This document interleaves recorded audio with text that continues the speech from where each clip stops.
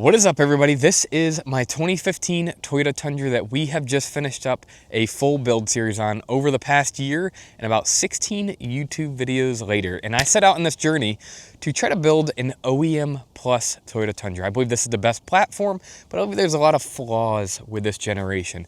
It being old, too much chrome, not enough tech, not good headlights, and I believe I was able to fix all of those issues. So let's run this series back, beginning to end, and see exactly how it turned out.